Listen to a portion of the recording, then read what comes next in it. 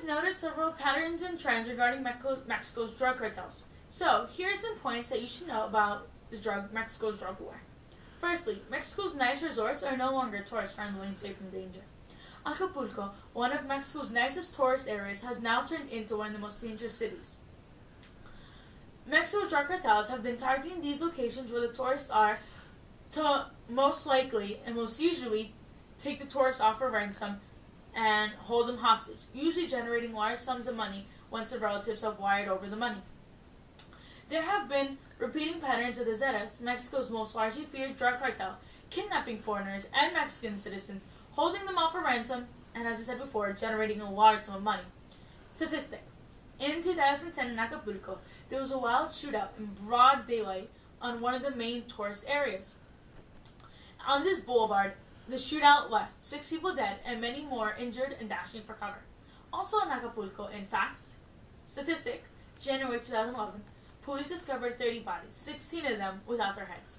These prominent resort areas are not immune to Mexico's drug war.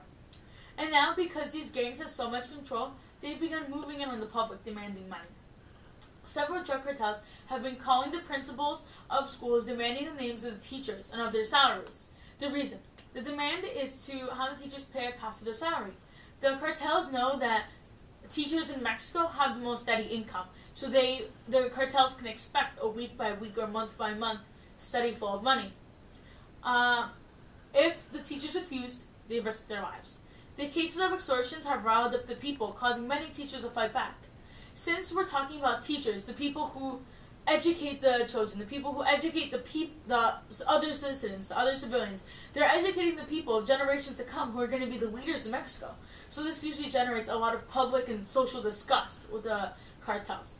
So, teachers have begun fighting back. So when students have returned to classes, they have found hundreds of schools shut down because teachers have refused to return to the schools until the government makes the situation better. Teachers have begun protesting in the streets, holding banners, and chanting together to create an impact. But not everyone stands up publicly against cartels. Most people pay the extortion money because they're afraid of their lives.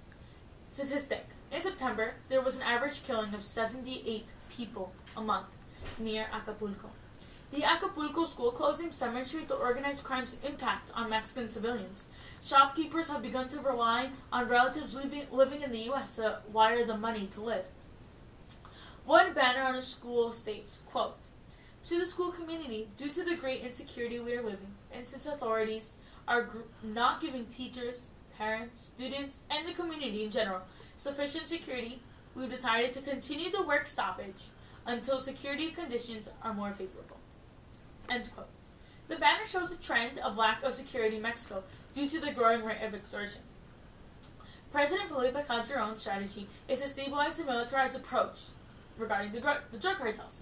The Obama administration has praised Calderon for taking the drug cartels head-on, for confronting the problem and attempting a solution. But the violence is still spreading and taking ground. The people of Mexico still have to deal with the death of 40,000 people ever since President Felipe Calderon took office and launched an offensive attack against the trafficking cartels. Here's a short clip describing how the civilians in Mexico have been affected by this war. This war has become a war of the civilians. The civilians are the people most affected by this. They're the people the most casualties. It's absolutely a war on civilians. There's no doubt in my mind that the majority of people killed are ordinary, poor people. In Ciudad Juarez, more than 8,500 people have been killed.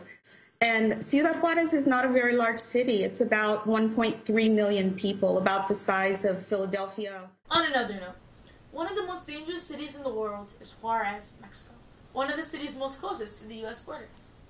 In recent findings, there have been many drug ring breakups between Juarez, Mexico, and Phoenix, U.S. Recently, law enforcement agents broke up a large drug smuggling ring that included corrupted U.S. law enforcement agents, U.S. citizens, and valid U.S. visa holders.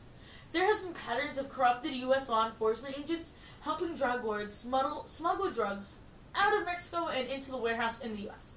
What happens is that the drug cartels, or the leaders, people in charge, bribe U.S. officials to either look the other way as the Mexicans pass checkpoints, or to or to have the U.S. law enforcement agents distract other law enforcement agents while the Mexicans smuggle drugs across. It seems to me that Mexico's drug war is going to drag on for some time now. The increasing Mexican domination of all phases of the drug war in the United States has risk of Mexican turf battles spilling over across the border into U.S. communities. Recently, La Familia, a Mexican drug cartel, kidnapped competing drug dealers in Houston, Texas, and held them for ransom. Mexican drug cartels are not afraid to threaten U.S. law enforcement agents, which poses a threat to the U.S. This situation has gotten to the point where the Mexican government's authority in parts of the country is shaky, especially near the border between with the U.S. Mexico's corruption and violence is sweeping across the border into the U.S. There has been a trend of increasing number of incidents occurring along the border. The U.S. is one of Mexico's main principal consumer markets for illegal drugs. Mexico's inability to secure its control over its own territory poses a threat to the U.S. It is apparent that the U.S. and Mexican government need to make drastic changes in their efforts to fight the drug cartels. We have seen that President Calderon's strategies are not working and are not producing results. His strategies are futile attempts that have resulted in nastier, bloodier side effects. There needs to be another strategy, another plan for Mexico to combat this issue. The worst case scenario is that Mexico becomes controlled by its cartels, or at least exercises dual sovereignty with Mexico's leaders, and as a result, threatens the U.S. even further. The U.S. needs to take action now, before the rest of Mexico's war spills over across the border. Hopefully, Mexico will not succumb to becoming a failed state, even though it seems to be heading that way. Its lack of security, lack of control, lack of stability, all of this, along with the cartel's powers increasing, it seems that Mexico doesn't have a lot of time to get back on its feet before it's too late. Thank you so much for watching this week's episode of In the News, and tune in again for next.